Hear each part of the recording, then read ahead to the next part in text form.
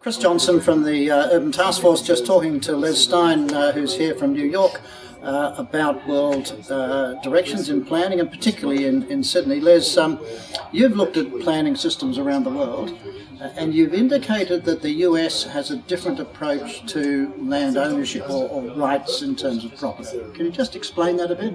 Yes, in the US, the idea is that the plan which is actually created then says what you can do, and you can go ahead and do it. And the idea is to give certainty to it, because there's a sense that property rights shouldn't be interfered with by the state. Does that mean there's less public participation then? No, there's more public participation, because all the public participation is when the plan is initially created. What we have in Australia is a system where it's development control. Each developer for each project puts forward an application. Everybody fights to the death as to whether it should go through. And the plan itself is almost irrelevant. And I classify this as being based on differences towards property. The US has the sanctity of property rights being first, so the local government caters in that direction. Australia has a situation where they're used to giving way to government interference as to the sanctity of property rights.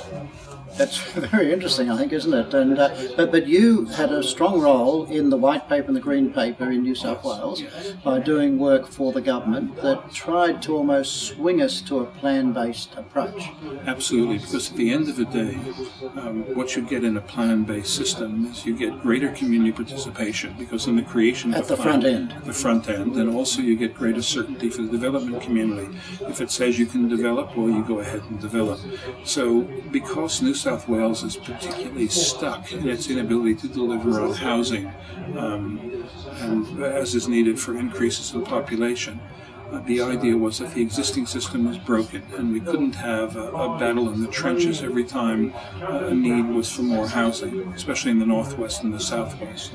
And therefore the idea of moving to putting a lot of emphasis on the plan, getting the plan right, and then letting the development flow from that was the best idea. I mean, we were very supportive in the Urban Taskforce of the approach and the work that you did. Unfortunately, it hasn't quite ended up that way. But you sense around the world planning systems are changing. You mentioned Holland, for instance, as the Dutch are moving in a different direction.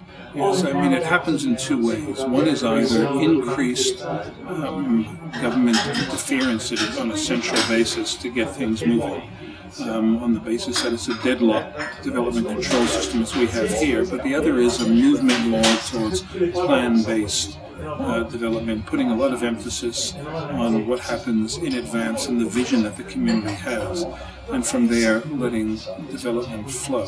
And I think that's the movement internationally. It certainly seems to me that all sides should be happy if we can get some certainty through a plan-based system. And then there's some refinement as we move forward, because circumstances change a bit, but that's what the debate is confined to. Indeed. That refinement rather than the fundamental issues. Yes. And things. So there has been suggestion of a planning commission for Sydney. Could this pick up that sort of philosophy? No, I believe at the moment the Greater Sydney Commission, as it's being called, yes, actually needs to grow organically out of what structures are in place, not be imposed from the top. As right. It's no good taking the model for Vancouver or London, for instance, in London, where they deal with fire and police, but actually have something which grows out of a form of cooperation, not an imposed planning commission where it decides on specific development by taking it out of the hands of local government. Mind you, we have 43 councils across Metro Sydney, which is a lot of small councils. So, but you're saying we've got to work with that group, the state government, in terms of pulling this commission together. Yes, it can't just be an imposed thing. Otherwise, we have a return to ministerial discretion. We're just actually shifting the power into a commission who can appoint and continually reappoint people.